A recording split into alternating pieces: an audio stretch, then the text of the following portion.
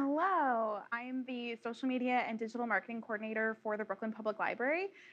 Very few people know that the library actually has a whole marketing department and a whole strategy department, and I am part of that team. I'm going to be talking today a little bit more about kind of the best practices for all of those different platforms and really how you can make the most out of those channels for you and how to talk to the people that are following you. So why should my business have social media accounts? The first and biggest reason is brand visibility. That means, it's pretty straightforward. It's the way people find you. A lot of people, and by a lot, I mean 88% of 18 to 29-year-olds are on some sort of social platform. 2/3 of Americans are on social media and they're using that as their search engine. So that's actually going to be your first way that you interact and meet with people outside of maybe a traditional walk-by sort of environment. Now, once you have those people who are liking your page, customer loyalty is a huge part of social media. Since they spend so much time on social, that is going to be where they're continuing to see you, because maybe they can't come out to Williamsburg or various neighborhoods in Brooklyn on a daily basis, but they're going to be able to find you on social media. They're going to be able to brag to their friends that they just found this really cool store and here is an event that they're having coming up. So it can really get people talking about your brand and therefore being loyal to them. So outside of them talking about you, it's your way for you to talk to them. It's your first line of defense if there's customer service issues. It's your way to deal with bad reviews. It's your way to deal with good reviews. It's a way to debut new products. So this is a great way to talk to new customers and make them returning customers. And most importantly, marketers have shown that social media leads to more sales. If you have your accounts for 2 years or more, half of marketers have found that it has led to a direct improvement in sales. So that can only be good news for you guys and good news for your bank accounts. What social media accounts am I talking about? What ones should you be on?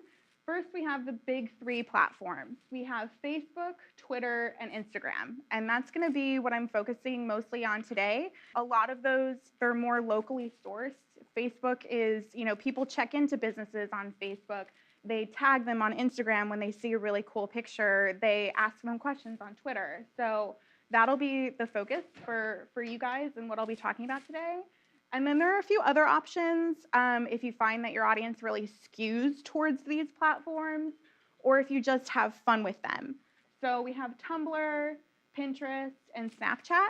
They're all very visual platforms, so something to keep in mind, but again, usually not so locally sourced, so not really where I recommend people start their social media campaigns. Just a few quick numbers for you. With Facebook, it still reigns as the most popular social media network, with 79% of internet users in the US logging in onto the site, and 68, that number that I mentioned earlier, about 2/3 log in every day. I think they hit 1 billion recently, so that is the number of people you could be reaching. And 50 million businesses are using Facebook. Of those users who are using it, less than half of 12 to 17-year-old US Facebook users will log on at least once a month in 2018. So it's not a young skewing demographic. That's more for your Snapchat, for Tumblr, those sorts of things.